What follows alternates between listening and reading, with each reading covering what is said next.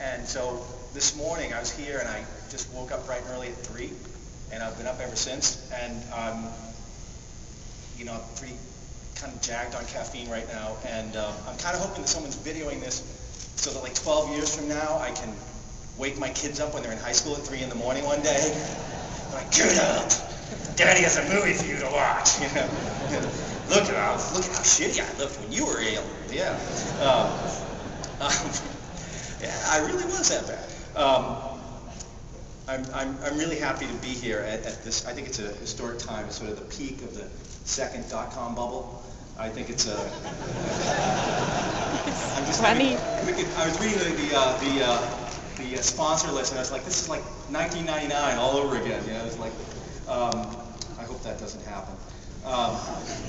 And I didn't know how big this show was when they hired me like a while ago, and I thought it was just like a little, I don't know, a little thing. I talked to a few people, and then I read this thing. It'd be like 5,000 people or 8,000 people.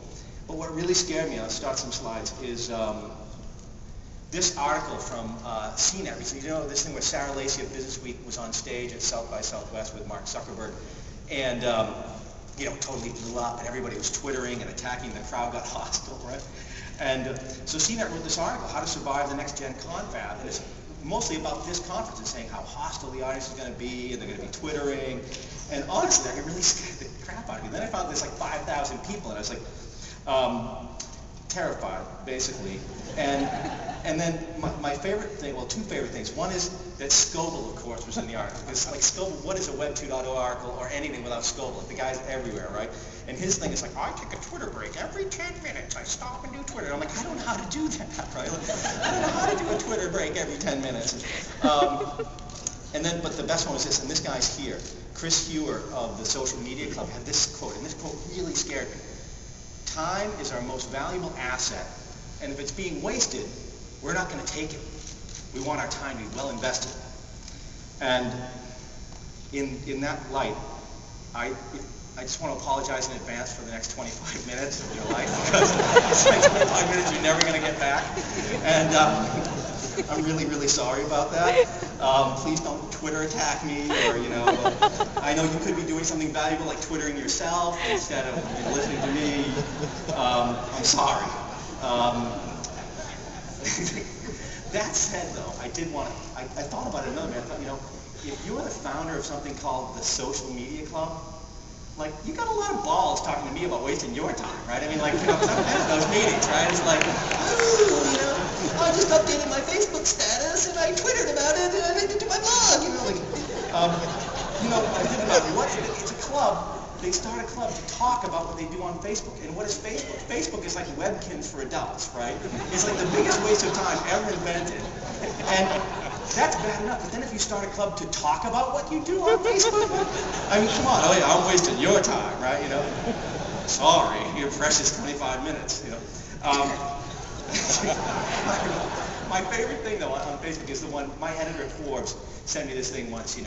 Bruce Upman would like to know if you'd like to take a survey and compare what music you like. He's like, no, asshole, I don't, I don't care what music you like, and I don't care if you like my music, Like, I'm not 15 trying to get in the cool kid club, Like, I'm 47 years old, like, fucking kids that wake me up at 6 in the morning. No, man.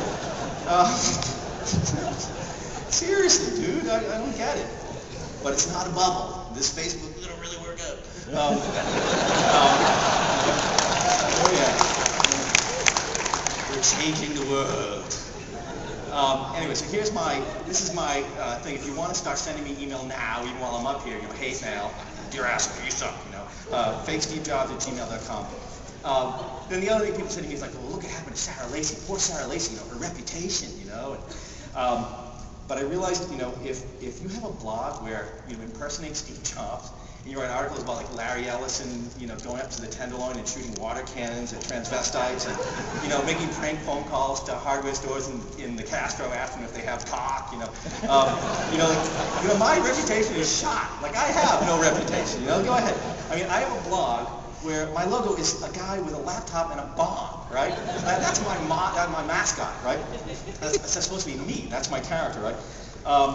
Worse yet, I'll just show you some things I've done to make you know like why my reputation is just absolutely gone. or at least invulnerable to any kind of Twitter attack. I've had things like a picture of Woz as a baboon, right? There's a worse one with Kathy Griffin as a baboon in there, but Larry Ellison as a pimp. Jonathan Schwartz as a My Little Pony doll. Sorry. I did that before I knew he was going on before me, and I too late changed the station. I'll just get through fast. This is Steve Ballmer as Uncle Fester, which is actually what trade reporters actually call Steve Ballmer behind his back, have for years, but nobody ever made it explicit to me, right? This is my coverage of Vista. And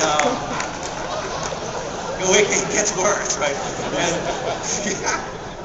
that was a really good prediction too. I think that one really worked out. And then, and this was my coverage of the Microsoft Yahoo.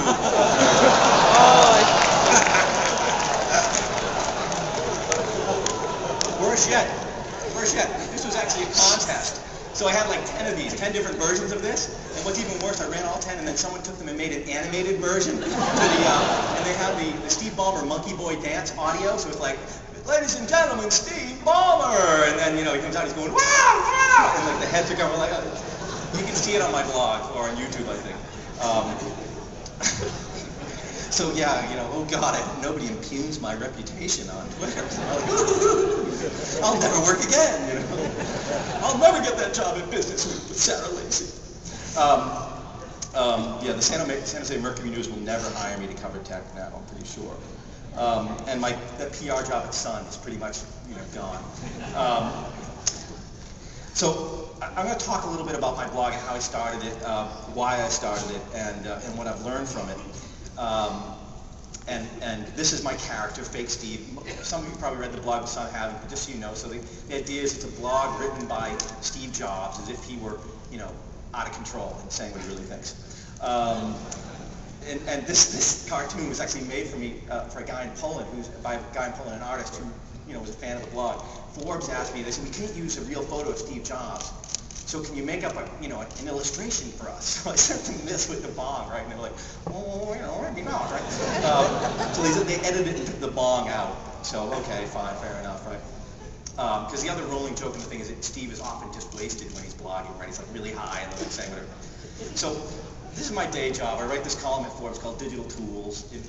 Pretty straight stuff. Print magazine. And then this is the blog, Secret Diary of Steve Jobs. That's what it looks like. And there's Larry. And from this, last fall I published a novel called Options, The Secret Life of Steve Jobs. That's one of the best, look at that review, a thoroughly unlikable narrator. Yes, right?